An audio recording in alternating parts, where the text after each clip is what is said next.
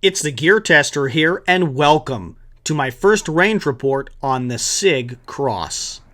I spent some time this last couple weeks zeroing this rifle and shooting it in preparation to use it for hunting. And I am aware that this rifle has been recalled to the SIG factory. I don't need everybody to let me know that. As you're watching this video, it's likely that SIG already has my rifle back at the factory and is working on it. So I've been out here today shooting my SIG Cross, zeroing the rifle. I've got a Trigicon Credo 3-9 by 40 1-inch tube illuminated reticle here that I'm shooting. I think it's called their Precision Hunter reticle. It's a good little scope. I'm enjoying using it. I've got it in some intermediate height aluminum rings.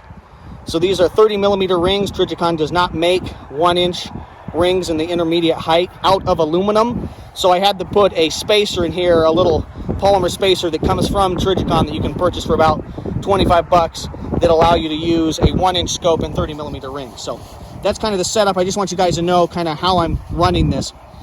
For me, there's some things that are interesting about the SIG Cross. And so the safety here is kind of a nubbed, shortened safety on both sides of the gun here. And I'm having a hard time switching it off when I'm in the prone and trying to then run the bolt. So I have been ending up actually using my trigger finger to switch the safety off on this side before I go to shoot. I think the way I'm going to fix that, there are two ways. I could put an extended, a standard, a safety like most AR-15s have here on the other side, or I could get a grip that has doesn't have this spacer in it there, so that my hand sits closer up and I'm able to manipulate that on the other side with my thumb. The bolt is very smooth. Some people have complained about triggers and misfires. I think there's at least one video that I've seen that they talked a little bit about that. This is a Ruger muzzle brake that is very effective at minimizing the recoil, but is hellacious to the shooter and particularly those around you. So it does a great job of minimizing recoil, but you eat the concussion. And so I've had it on my Ruger Gunsight Scout. I've had it on my Marlin 336. Got a couple of them. They work really well in terms of mitigating recoil, but personally I'm tired of the blast and the potential danger of having hearing damage or hearing loss if my ear cup on my earmuff moves or scoots around. You'll notice that I switched from my earmuffs to earplugs at some point in this video, some of the footage. And that's because with the way the stock is, I'm still figuring out the adjustment here, what I like personally, and I'm trying to figure that out. And so my earmuff is getting, the seal's getting popped. My earmuff's coming over the side of this and popping off my ear. I want to minimize that. I should be running a can or a no muzzle brake, and I think that I would have been a lot more comfortable. Let's look here at the accuracy I'm getting here. I'm using Federal 150 grain Power Shock ammo. This is relatively affordable ammo, about $20 a box, and there you go, about $20 a box. And these are the groups that I'm getting at 100 yards. I'm shooting off a tripod from Shadow Tech.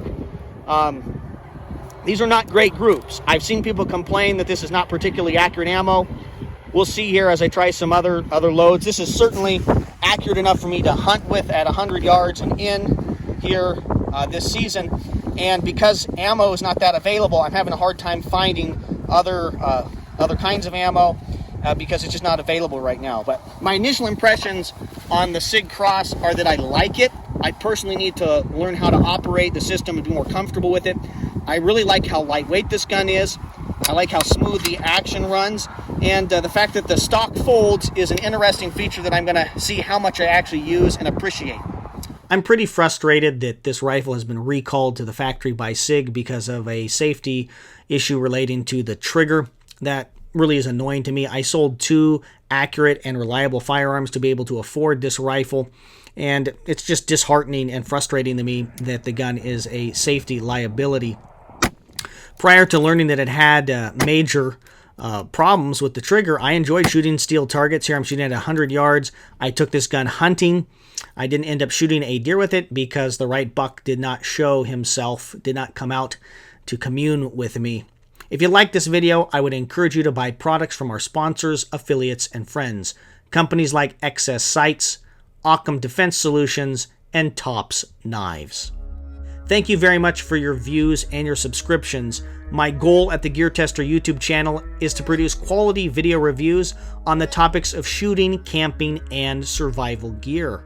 I'm disappointed that the SIG Cross is having reliability problems, but I look forward to receiving it back from SIG, and I appreciate that SIG is doing the responsible thing and letting their customers know that there's a problem.